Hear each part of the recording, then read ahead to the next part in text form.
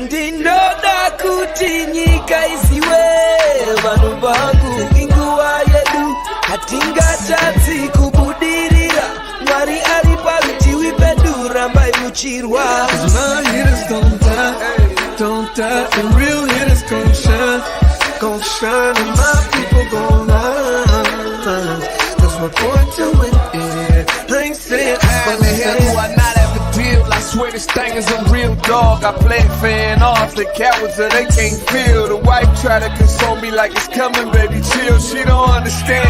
I'm the only one that's real. I remember the third grade. Them kids, they had waves. I had them BDBs. You know that Zimbabwean grade. So they do shades and your boy hit the stage, press play, and all the chicks was like, yeah. While boys was moving bricks, I was moving chips. Yeah. If she gave me calculus, gave her a mouthful of it. Heat rose to this thing, boy, I bet on myself. What's up, everyone? Welcome to the Day with Trae. I'm your host, Trae Holiday. I want to welcome you to a fantastic Throwback Thursday. That's right. We are throwing it back to some phenomenal events and businesses that we have covered. Y'all have seen this, but it was just so important for us to remind y'all of some ways that you can give your dollars to some amazing businesses and support some great works that are going on in your community. But of course, it is the top of the show. So it's a great time to tag and share the stream. That's right. Participate with us. Go ahead and tag and share the stream with folks who you feel could benefit from a daily dose of dopeness right here on the Day with Trae. If you cannot watch us, you can always listen to us because we have you covered anywhere you find your favorite podcast. Just search Converge Media Network and the Day with Trae. Y'all will find me on Google, Spotify, iTunes, SoundCloud, Apple Music, whichever platform is your favorite. Trust us, you will find us there. Shout out to everyone who's making that happen in behind the scenes. We appreciate all of y'all. And, you know, I'm excited too, because later on in the show, after we show a couple of these amazing businesses and some of the events we've covered, I get to talk to Joel, who's here. He is a poet. He's going to be telling us all about an upcoming event that's focusing on poetry. So y'all know I'm excited to dive in with him. But for now, we want to remind you that Jerk Shack is open right there on Union. Check it out. Okay, you guys, today I was able to be the first customer at the new Jerk Shack Kitchen. It's located on Union, which is not only dope because it's on Union, believe it or not, Trae Lamont, the chef and owner of Jerk Shack, is actually from the Central District. So if you ask me, that means that Jerk Shack is coming home, and I think that's absolutely amazing. I was able to order, let's see, we had the grilled fish, we had grilled shrimp, and I even had a whole soft-shelled crab sandwich. Like, literally had little legs dangling on it. It was a whole vibe. Look, if you haven't been here, definitely pull up once they do their full opening. Today's a soft opening, but I'm already knowing, as you can see, we have a huge line, so it's going to be a complete success. This is the soft opening of Jerk Shack Kitchen, our new location in the Central District, 23rd Union, in the heart of the Central District. You know, this is where I'm from.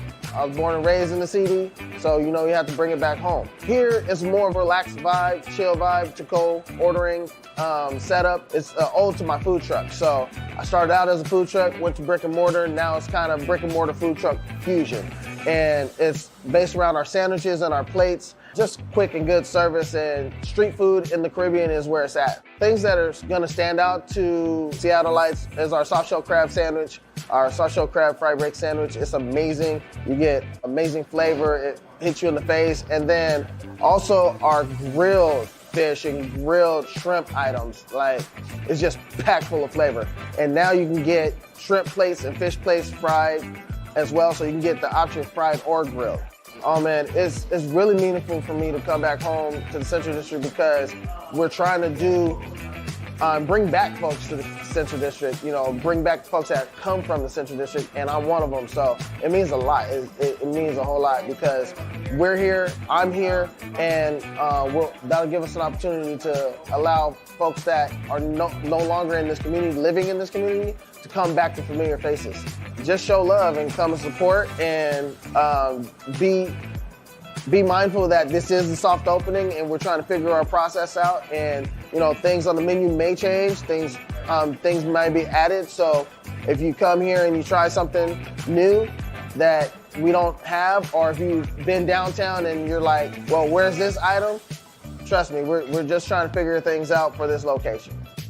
Food is amazing. It's flavorful. Like, it has all the vibes that I actually needed on this lovely, lovely Monday. Like, I could go to a barbecue, but I'm okay here.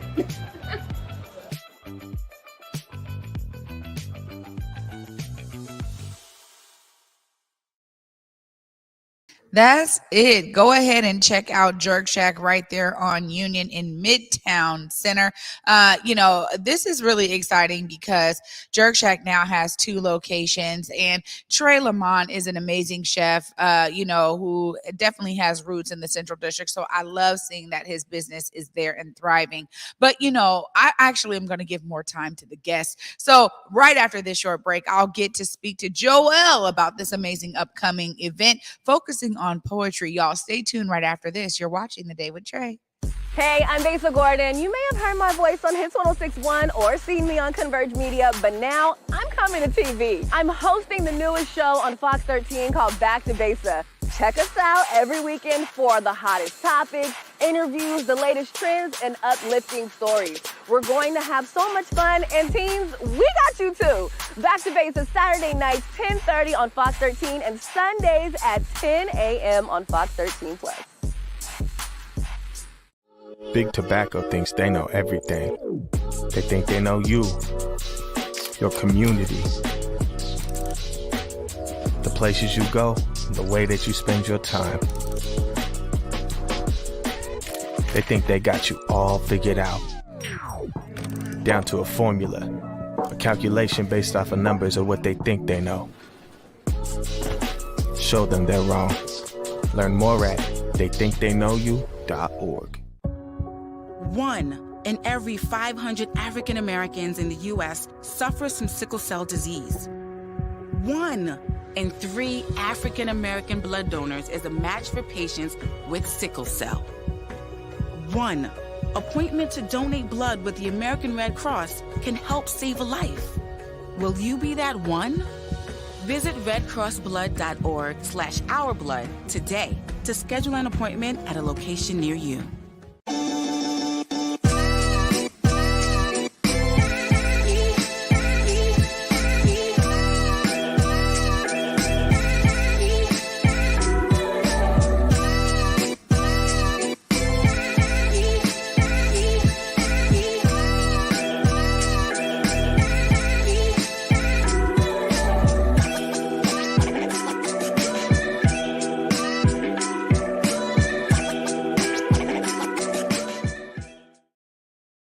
Welcome back, everyone, to The Day with Trae. I'm your host, Trae Holiday. Joining me right now is Joel. What's up, Joel? Everything good? It's a beautiful morning here in Seattle. Yeah, absolutely it is. Well, I'm excited because anytime we have creatives on here, we got to ask about the journey. What got you into poetry? Yeah, I think I started writing just about a year ago in poetry. I was newly single. And I had obviously a lot of time, to dedicate by myself, and I was trying to invest in myself. And so poetry and writing, I went to actually a book signing, and this author gave me some of the best advice. I told him I've always looked at writing as an outlet, and his advice was, well, just write every day, make it a habit. And that led to poetry, that led to some screenplays, that led to some different things in writing. And, recently I've been pouring a lot into the pot of poetry.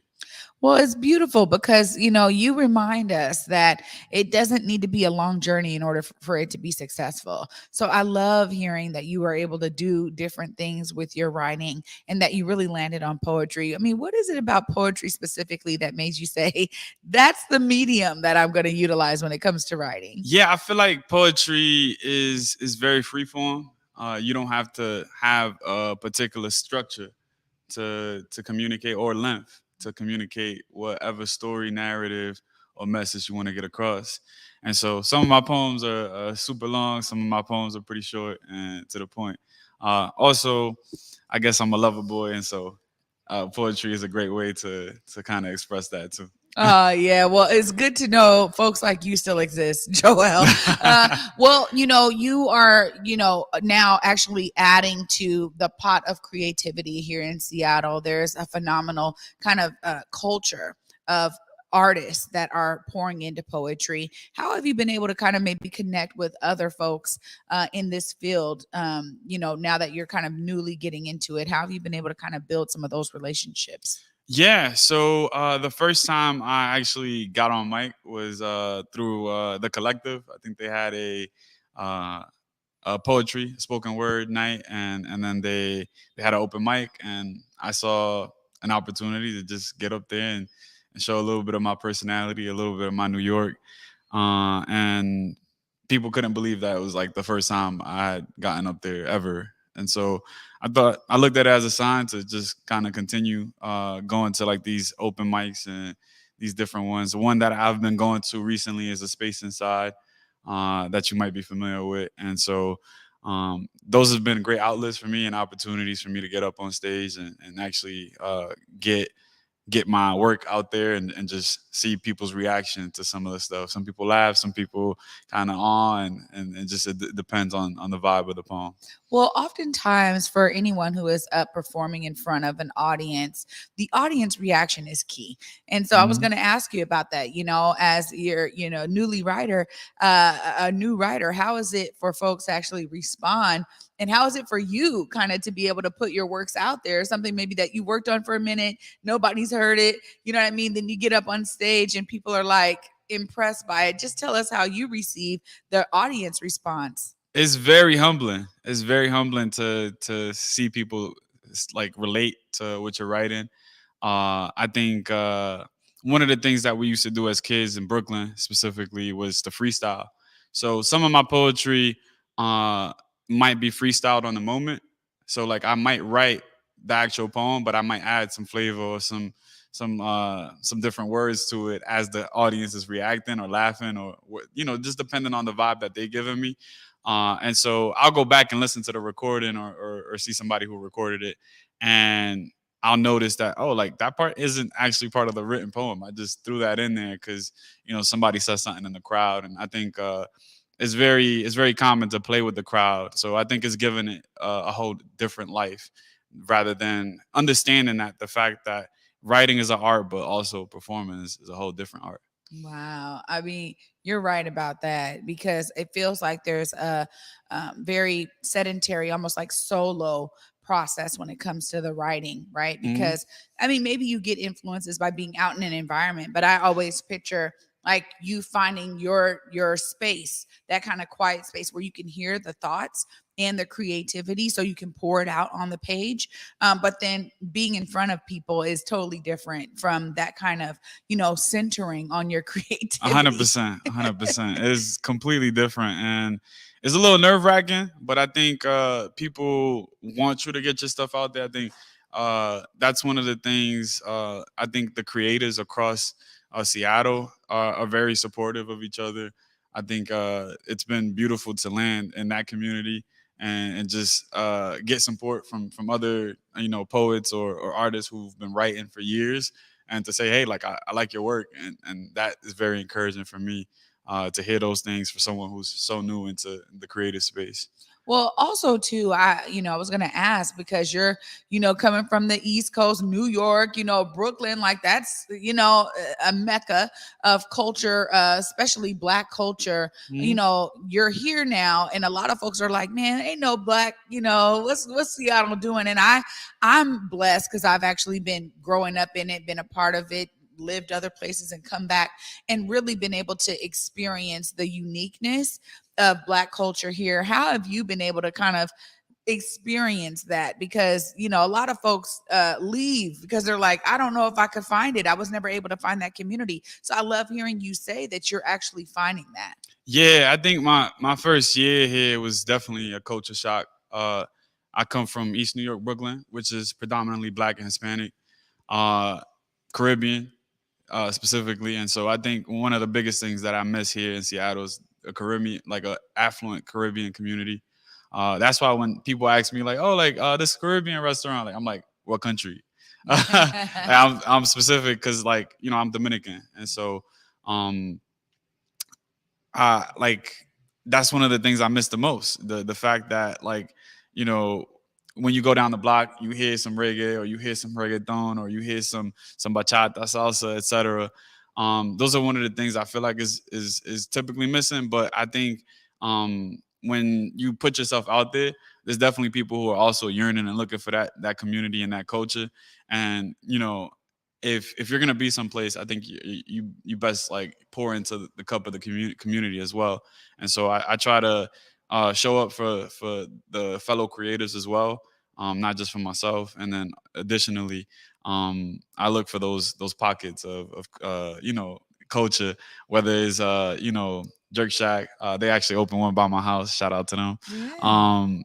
There's this Cuban spot up north called Mojito that I like too. And so those have been kind of those places that kind of remind me of home, uh, as I've been very far from home. Yeah. Well, I love that you're finding your way and getting those anchors for you to be able to actually see and experience the brilliance of Seattle. One of the things that I think is important is events. And you're here to tell us about an upcoming event next month. I want to hear, how you've been able to experience events. We have this whole Summer of Soul series that goes on. And I love that they really coined it that this year, because we had just been doing events, every year. And now we're seeing connection and more opportunities for Black vendors, for us to circulate our dollars within community, just these kinds of opportunities to support, artists like yourself, because we see people that come out and they just have their booths just to share what they do. And so I think that that's also another part of the layers that we experience when we talk about, providing that kind of cultural experience. Have you been able to attend some of these amazing events and maybe connect even more in that regard? Yeah, so the event that we're mentioning here is Poetry Love. I think it's slated for August 9th at 6 p.m. And the way that I came about it was uh, self love vigilante, as I like to call her. She saw me at the collective at the open mic, and I came up to her, and I think I came up to everyone who performed that night just to talk to them and let them know that I appreciate it, their art. She specifically was like, "Hey, like, you're really good. I like what you do." And so we connected that night, and then she reached out to me about this opportunity, and like, for me, I was just like, of course, like, I'm humbled and honored for the opportunity, and I really want to show out, because I haven't necessarily been slated as one of, like, the artists for an event, and so I think this is my first opportunity to do that. So I'm really excited. In terms of, like, the other events across Seattle, I think the summer is just jam packed. Here in Seattle, there's an event every other day, or the weekends are super packed. Whether it's like a day party, or a night event, or a poetry slam, like a art gallery, like, there's things pretty much every other day. And so I think if you keep your eyes out on the ground and you follow all these different pages that promote Black culture, it's really easy for you to kind of, especially in the summer, find something to do. See, that's what I'm talking. Let's dispel these myths, Joel. Today, let's dispel the myths, because I'm telling you, people are like, I just have had a hard time connecting, or finding Black community. So that's why I'm asking you that, because I'm like, hey, for real, I want to know, like, what can we be doing better? How can we be more intentional to embrace folks like yourself who may find yourself here? You're still figuring out the culture piece, but so much of that means we need our stuff to be accessible to everyone. Mm-hmm. And, when I've talked to companies like Microsoft and other companies who have been like, man, we have a revolving door with Black staff, because they're not finding that. They're wondering, where is the barbershop? Where is the salon? Where is the nail shop? Where do I get my food? Where do I get the groceries that I'm looking for, the seasonings I'm looking for? I'm still looking for plantains. Right? Yeah, right? Like, so, I mean, that's something that I think is so important, because in order for you to be anchored into a place, you do have to feel like they have what you need. They have what you're accustomed to. And so I just thank you for sharing that, because you're saying, look, I'm following the pages. I'm going to find this stuff. So this event, Poetry Love, I got to ask, how do you decide which one of your pieces to perform at whatever event? Like, how do you go through that process? Yeah, so that process is pretty on the fly sometimes. So at the current rate right now, I'm writing probably a couple poems a day, and so I still don't have the lineup set for that date. But I also have what I would like to call a board of directors who I kind of share my work with, and they give me feedback. Whether it's I record a video and kind of just recite the poem and send it out, and then they'll come back to me and say, hey, like, I like this part, but this part could get cleaned up a little bit, etc. Or there's also just going out there to these open mics and seeing, the reaction from even these smaller audiences, because in front of a bigger audience, I think you definitely want to show some of your proven work, but also I think throw some spice in there and add some new stuff that you've been working on. So I think it's relative. I spent some time probably picking out some of the poems that are my favorites that I would like to call classics already. And then from there, maybe add some of the new stuff and just take a shot off the wall. Yo, well, people need to come out and experience your work and all these other amazing poets. What can folks expect when they come to Poetry Love? I think you should definitely expect to see a lot of artists who have been, owning their craft, and specifically myself and my fellow artists who will be presenting that night. And specifically, if you want to bring a certain lady, you haven't been writing some poetry yourself, but you want to show her, you could be like, hey, that's how I feel about you. You know what I'm saying? So definitely expect to see some Loverboy stuff in terms of the overall theme of the event called Poetry Love. I definitely got, a lot of stuff that I've been writing for months now. Specifically about love. So snap. Loverboy is in the building. Joel, you told us it's on August 9th, 6 p.m. Give us more of those details. Where is it going to be? How do folks come in? Is it just y'all come to the door? Is there a registration? You can look right there in that camera. You could also let folks know how to follow you if they're trying to support you in your work right there. 100%. So you can find me on my Firescape. We have an Eventbrite link with all the details. I know Converge Media will also be there as well. In terms of the location, I think there was a little bit of a change. So I think I'll follow up with the information there. But on my Firescape, I'll be posting the Eventbrite link. You can also follow at Self Love Vigilante, who shout out. She's I would call a mentor and a fellow artist who I follow very, very closely. She will also be posting some of the promotional content that we have. And otherwise, you can find me out there at your nearest open mic as well. Joel, thank you so much for joining me today. It was a pure pleasure. Thank you for having me. Absolutely. Oh, y'all, I get to wrap up all of this love talk right after this short break. Stay tuned. You're watching The Day with Trae. I have a dream. That's what Dr. King said. Have gives hope, doesn't it? Because the dream didn't die with Dr. King. It's still here as long as we're here, as long as they're here. This thing started with a dream, a vision, a little ambition, anticipating what was possible in the midst of improbable. How do we get our team through the South? We're going to talk about what happened here in 1964. This city was an ugly place to be. I need you on the battlefield, making sure that one day and one day soon, by the time they are our age, we can all say, "Child, all lives matter," and it be the truth. Our God is marching on. Glory, hallelujah. Glory, hallelujah. Glory, hallelujah. Glory, hallelujah. Transportation is a sustainable opportunity for income.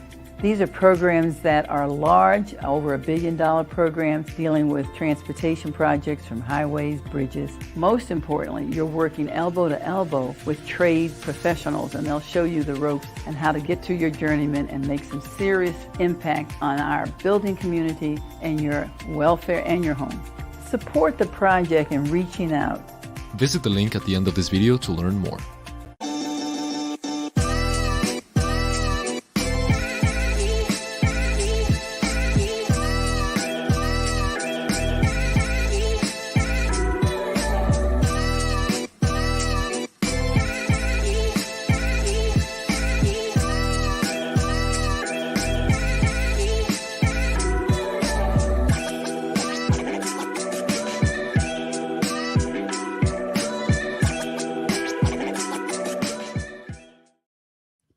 Welcome back, everyone, to the Day with Trae.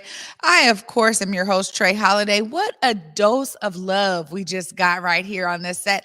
I really hope that y'all are feeling it out there through the screen, because Joel just dropped some gems about his lover boy specifics that he's going to be sharing at this event on August 9th. Make sure y'all do look for the registration link. Follow him. I just learned it's going to be at Sankofa Theater. Y'all know how much we love that space. So make sure y'all show up and support. I mean, these are the kinds of events that we need more of. And I've been saying it for a really long time. When we have spaces like Sankofa where we can actually allow these cultural activities to thrive and to really be anchored so that we have a multitude of opportunities to be in community with one another. This is one of those events that's aiming to do just that, and I know it will. I'm sure it'll be fire. We want to hear Joel's poems, and I know y'all are probably like, you know what, we need more of that. Yes, bring your lover friend, bring your friend, your best friend, your girlfriend, your guy friend, whatever. Bring them to this amazing event so that y'all can experience some of the great poetry that we have right here within our city and in our area. It's just beautiful for me, because I'm like, you know what I'm thinking? Joel was inspiring. He's finding his way to see himself as a part of the solution by getting his amazing thoughts on paper and sharing them with others. Y'all know y'all can be inspired too, right? Find your way to see yourself as a part of the solution. And for me, y'all, until tomorrow at 11 a.m., peace.